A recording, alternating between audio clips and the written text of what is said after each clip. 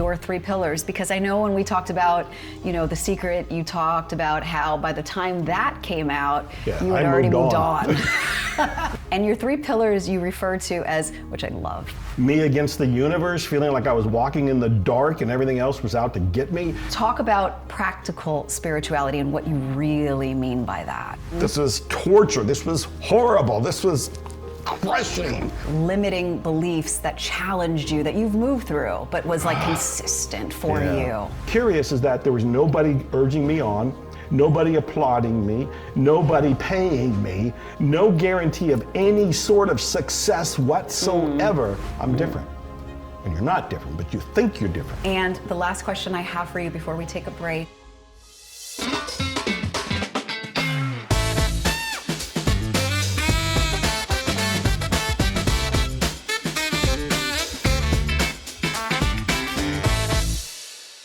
Today's show is brought to you by Brave Healer Productions. Experience what's possible. Today's show is packed with wisdom and joy as I welcome Dr. Joe Vitale, star of The Secret, author of over 95 books, top inspirational speaker, and winner of the President's Lifetime Achievement Award. Plus, I am bringing you the must-know good news on the Joy Report, and we're hitting the streets to chat with some amazing peeps on Sharing with Shari. It's gonna be a blast, so don't go anywhere. Today's forecast for our Joy travelers: the mood is smooth sailing with 0 turbulence expected. Your flights of fun are all clear for takeoff. And finally, for those of you planning a weekend getaway, it's gonna be a paradise of positivity with a steady breeze of good vibes all the way through Sunday. Remember, no matter the weather outside, it's always sunny in our hearts here at Joy News. Keep shining. Over to you, Shari. Joining me here in studio, I am so excited. He is an author of way too many books to list. He is a speaker, a mentor, an inspirator. He is the winner of the US President's Lifetime Achievement Award. I'm sure you know him as the star of The Secret. He's the president of the Napoleon Hill Institute. He is the creator of Miracles Coaching, and he is the musician on 15 albums. And most importantly, out of all of those credits, I get to call him my friend, and he's right here just waiting to talk to me. So please welcome, thank you, Dr. Joe Vitale. Are you kidding? I've been looking forward to this for the longest time. Thanks for finally having me. I'm so excited to have you. It's like, I feel like I've been pushing you. I'm like, please come on the show, please come on the show, and here we are. We're gonna talk today about your newest book, Zero Limits Living, and I say your newest because what are we on? I'm told I've written 90 some books, but I'm too busy writing them to count them, so I'm gonna say it's 91. Okay, well, I think you maybe should come up with another hobby. I say that because how do you find the time in the day to continually inspire? Oh, I wrote my first book in 1984, and when I wrote that book, I didn't know that there would be 90 some more books. It was just like, get this book done, get this book published, get this book out there. But as life goes on, you get another idea, you pursue it, you take action. After that, when another idea comes, you get to where you're in your 70s, you turn around, you look back, and it's like, oh yeah, there's 90 books there. You say that though so casually, like everybody just like, oh, I have an idea and I produce it. Yeah. I will say, and I mean, I loved writing my first book, but that's the key word right there, first. And only. Well, you never say never. You never say that's the end of it. There could be another idea. And you did hit on something that's in the book. It's all about the idea of movement, about taking action. I call it inspired action. When I have an idea for a book, it's pretty hard for me not to go and write it. And at this point, it's fairly easy for me to write it because I've done it 90 times. I know how to do this. Well, let me ask you this then. So has this, because it's also mindset, which we're going to talk about your 3 pillars. That's one of the pillars, yes. Has this mindset always been a part of who you are? This go and just, okay. No, it's a great question. My laughter is like, hell no. Right. Hell no, man. I went through homelessness. I went through poverty. They talk about the dark night of the soul. It was like decades long. This was going on forever, where I was suicidal, I was depressed, I was me against the universe, feeling like I was walking in the dark and everything else was out to get me. No, this was not a mindset. There was more of a victim mindset. Yes, I wanted to be an author, but yes, it was a struggle. There was no internet, there were no mentors, coaching wasn't the buzzword that it is today. We only had Little League coaching and football coaching. I remember that. You know, so I'm doing it all on my own, and this was not an easy thing. This is getting my head aligned to be positive was a full-time job until we got a little closer after decades, and it started to be a little bit easier because the sun kind of rose in my consciousness, but it was not overnight. Definitely, and I think that's so important to touch on that, you know, people often think like, oh my God, I need this right away, and if they don't, then they give up. And so I think being able to hear stuff that it's not overnight, but you did do something that I think was miraculous, is that when you... Great tell, what did I do? Number one, being here with me is quite miraculous. That's miraculous, right, yes. But when you were in the depths of poverty and in homelessness, and you were homeless, you did go to a library. Oh, yeah. And you were like that. There was that spark, that light, that something. Can you share just a little bit about that? That's such a great question. You know, when I was a little kid, I knew that I wanted to do something big, and it was probably because I felt so small. And I knew that I wanted to make a difference, probably because when I looked out, I saw unhappiness, not knowing that the unhappiness was in me. But I saw that I needed to do something, and I went through these stages where I thought I was going to be a great magician. Harry Houdini had inspired me, and I went in that direction for a while. And I thought about being a detective, I thought about being a baseball player, I thought about being an attorney, which is appalling to me today, but that was there then. We might need you. But books, I looked around and I was reading books. The public library. I'd always go to the public library, and the whole world of characters and wisdom and travels and enjoyment and mind-stretching this or that. And I loved it. So throughout my life, and even today, I'm always reading books. If I want to learn something, if I want to acquire a new skill, somebody's already written about it. In the old days, I went to the library. Today, I built my own library. You know, I buy my own books. But it's correct that I would reach out because I think there was something driving in me to do that big thing, whatever it was, and I had to fumble my way. What's curious is that there was nobody urging me on, nobody applauding me, nobody paying me, no guarantee of any sort of success whatsoever, and yet I got up and kept moving forward. I say that like not lightly because it takes, I feel, a village these days to be able to inspire people to get up, to continue going, because you can get lost. So just the fact that you had that drive and that light inside that was like more, like gotta keep showing up. And you said fumble in the messy. Right. You know, you have created your own library and you've written books about Ho'oponopono, about the law of attraction, about mindset. And this book comes along, Zero Limits Living, and talk about it. It's all of your works together. This book is the result of a lightning strike. I was hit and my consciousness was expanded when I realized that a lot of the things I had been writing about, including law of attraction and The Secret, Ho'oponopono and Zero Limits, were separate pieces of a larger puzzle. That we needed to have everything come together so that people could actually finally get the results they wanted. And for me, it's these three pillars.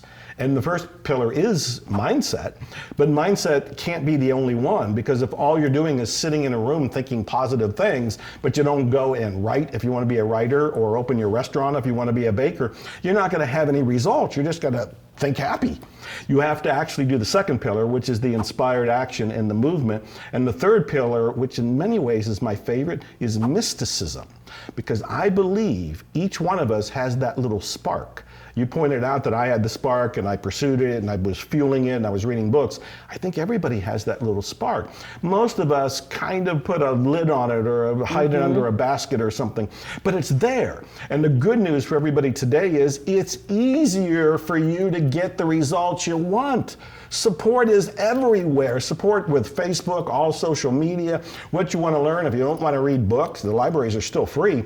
YouTube, all the videos, you can Google it. It is so amazing. I interviewed one guy who had accomplished some record-breaking results, and I said, how did you stay inspired to do these extreme athletics? He said he borrowed enthusiasm from other people, and he named me as one of them. I didn't know it. He was reading my book. So this is available to anybody who has that little spark and wants to increase the flame. Well, you've definitely been an inspiration of mine in so many ways, and I don't tell you often enough, but it's been years, and this is not the first time you've been on my show. We were on a previous show together, and you lit you lit my spark even bigger, if that's possible, because I'm so inspired by all that you just put together in your 3 pillars. Because I know when we talked about, The Secret, you talked about how by the time that came out, you had already moved on.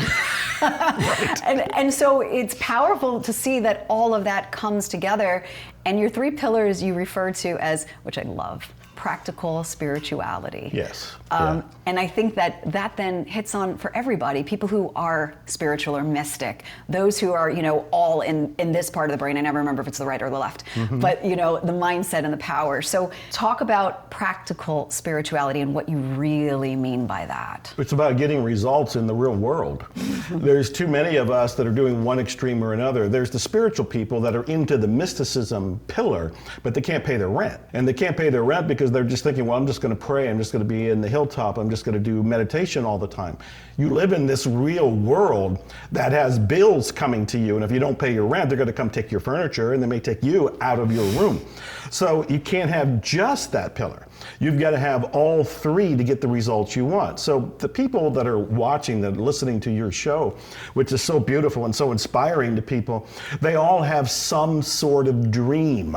And it may only be to pay the rent to begin with, or take care of their kids, or send somebody to college, or take care of somebody's health. And that is the beginning of the dream, where they want to use all 3 pillars to get the results to fulfill it.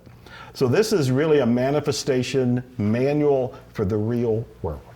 I love that. Just thought of it. I was like, that's brilliant. I was like, that should be your tagline. Because it is brilliant. What do you think is the reason why, what is the biggest challenge for people in their belief system with these limits? Where do you think they come from, or how do we break it, or all of that? Oh yeah, I know, all of that. all of it. Oh yeah, Share it. You have 1 minute. Share Go it. for it. Download us your life. Yeah, there you go. Okay, that's real easy. I'm going to say a couple of the big beliefs are the people get excited, they get inspired, they get hopeful, and then they go, it won't work for me. I'm different. And you're not different, but you think you're different. And how they think they're different is they think they're full of negativity, limitations. I'm not good enough. I'm not loved. I'm not lovable. I think these are the key beliefs that virtually everybody shares.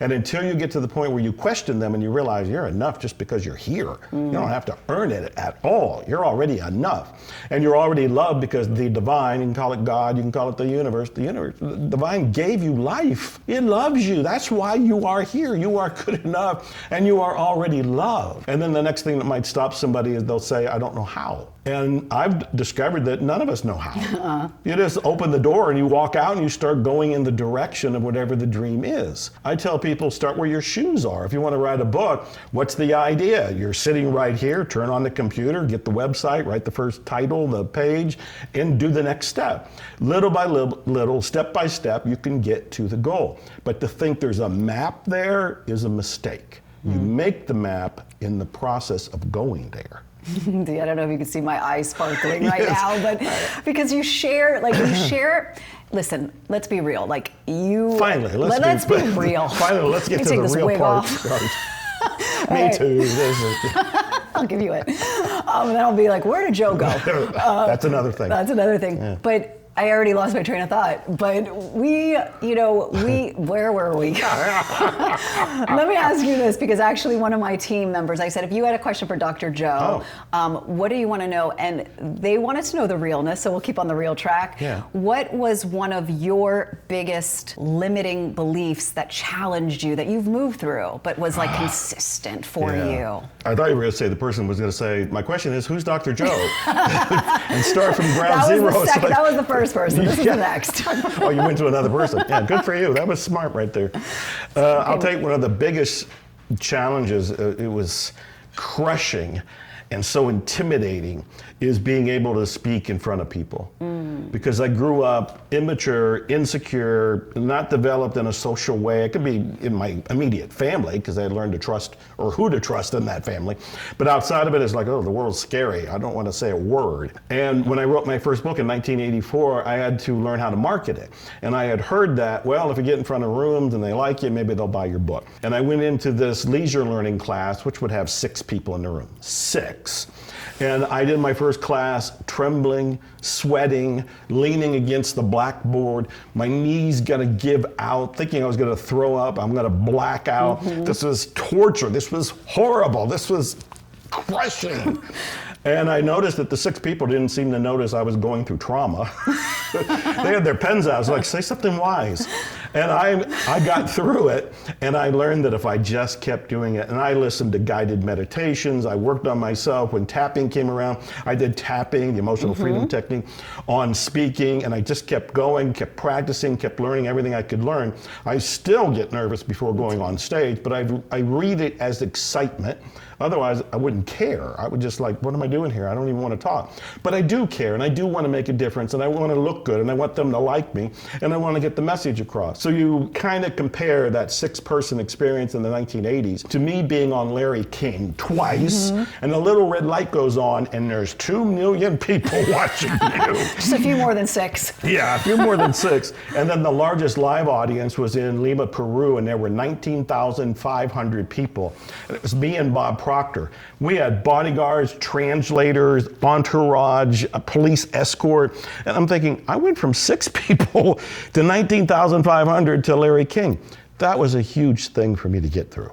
Huge. You are the walking, talking, living example of the things that you speak about. And there are so many people out there that are talking about personal development and personal growth, but you walk it, and it's rare to actually find that, because with 90-something books, with everyone that you have sat on stages with just how you show up for me in my personal life as a friend, that speaks volumes of who you are. And the last question I have for you before we take a break is, what is your hope for Zero Limits Living?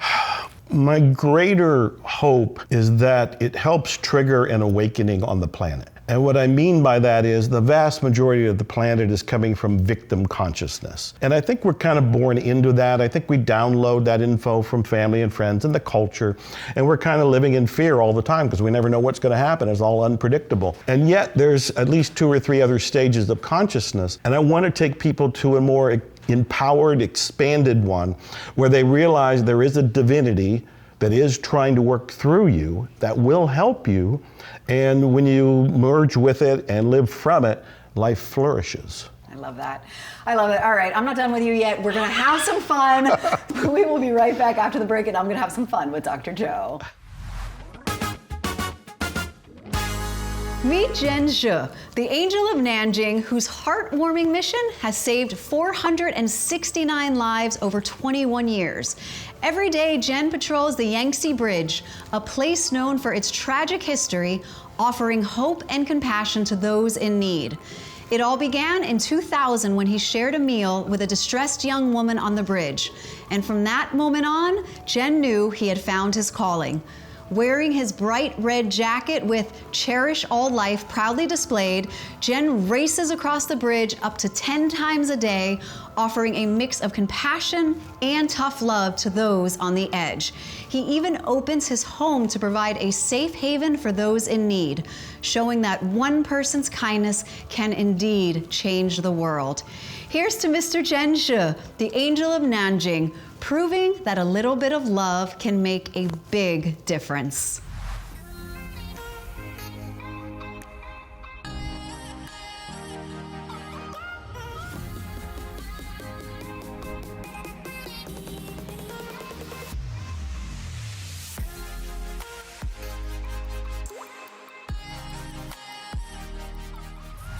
One of my favorite things to do is to connect with you. A viewer wrote into the show and asked, "Dear Shari, how do I find my purpose in life? I feel like I'm just drifting along without any real direction." Ah, the quest for purpose. A journey that could feel like you are just searching for a needle in a haystack. But here's the good news. Your purpose isn't some hidden treasure that you need to dig up. It's more like a favorite song that you gradually tune into. Start by paying attention to what lights you up, what makes you lose track of time, what brings you joy, or what do you feel passionate about. It doesn't have to be grand or world-changing. Sometimes your purpose is found in the everyday moments. And it's okay if your purpose evolves over time. Life is about exploring, growing, and trying new things. So keep an open heart, follow your curiosity, and trust that as you live authentically, your purpose will reveal itself. So I'm back here with Dr. Joe, and as I mentioned at the beginning, he has had 15 albums, and so I thought that I would throw myself in the ring and go against you in a good old game of a lyrics challenge. Lyrics challenge, okay. Yep, so... My lyrics or the world's lyrics? Which lyrics? I would fail miserably at that, I'm just being real here. Although I would be, it's Dr. Joe Vitale. Right. They're from the 100 most popular songs. I never heard any of them. Yeah, me neither. And my partner put him in there, so we'll see if I'm going to be mad with him after this if I don't win. And, okay. Oh yeah, and the winner gets to just say they won, so we're cheap around That's here. That's it? It's not much of a motivational drive there, you know? Well, I thought ego would be, so okay. For Leo it is. All right, let's get our egos playing here. Let's go. So you have to buzz in if you know it. Okay. All right. I know that one. Oh, they didn't say it yet. All right. On the street where you live. Oh, I have no idea. This is not going to go well, people. Okay, wait. On the street where you live. Okay, I just made that up. On the street where you... Nope. Okay, next clue. Take a line every night. Neil Diamond. What song? I have no idea. On the street where you live, you take a line every night. It sounds like a drug song. It does sound like a, line every night. Okay, I don't know. Yeah, pass. No, next line. Ooh, she's a little runaway. Daddy's girl learned fast. Runaway Bon Jovi. Okay. You cheated. Well, I did see that one. I'm not. Okay, next song. Hello, darkness, my old friend. Oh, everybody knows that one. Buzzing. I don't know what. Hello, darkness, my old friend. Hello, it's probably. Does that sound like it sounds like Pink Floyd, but. Pink Floyd who? Well, I mean, someone. I don't know. We're not very good at this. Okay, I'm gonna make it up. Hello, darkness, my old friend. Yeah, sing it. This is a musical. I don't know. Next lyric. People talking without speaking. Oh yeah. I don't trust the thing you say now. This is the worst game I chose. People talk without speaking. I don't know. People hearing REM. Everybody hurts. No. Okay. Next song. Now John at the bar is a friend mine. He gets me my drink for free. Oh my gosh, I could hear it in my head. I can hear it too. Next line. It's a pretty good crowd for a Saturday. That sounds like Elton John. It's. I gave her the Piano Man. Billy Joel. This jar, this is a friend of mine. You got me feeling all right. Okay, is that it?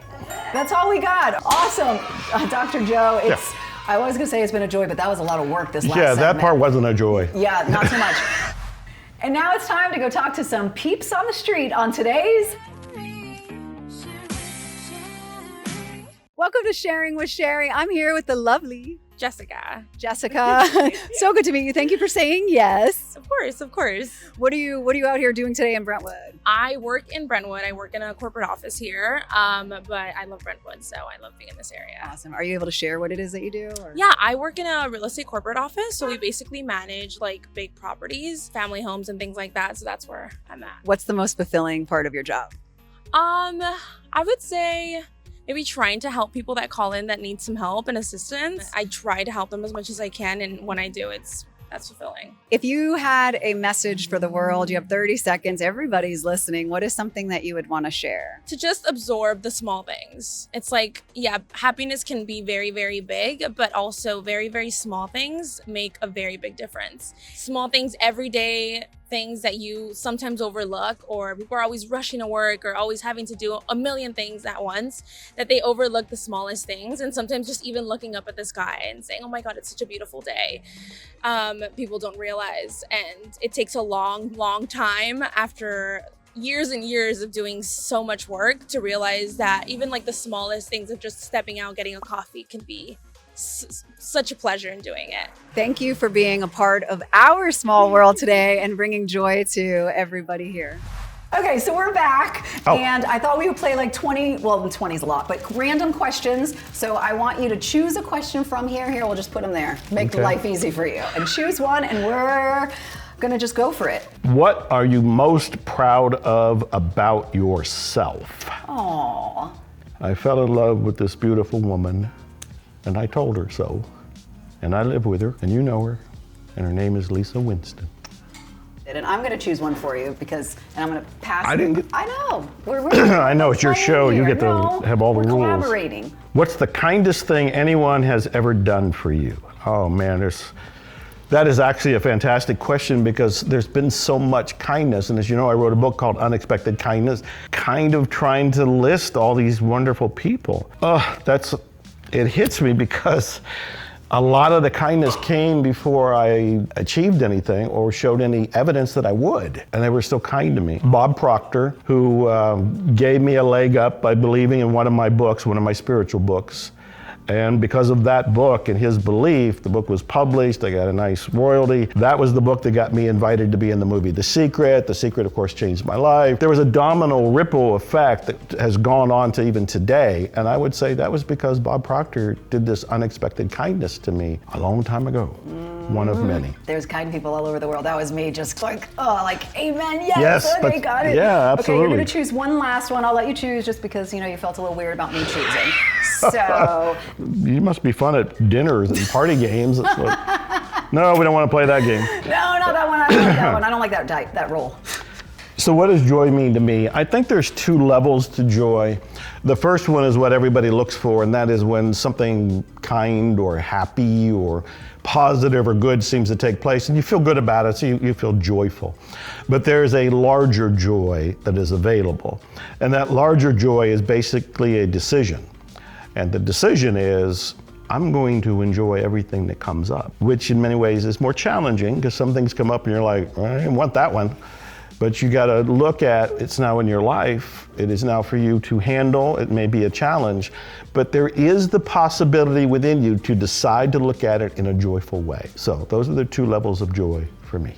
Okay, and because I just want to end on something fun, do you have a secret shower song?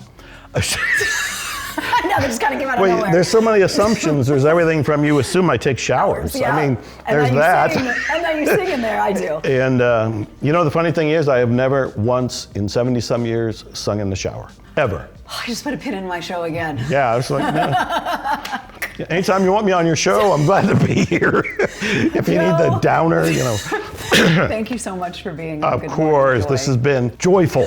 Thank God. Yes. Thanks so much for joining me today. I'll see you next time on Good Morning Joy, where every day starts with a smile.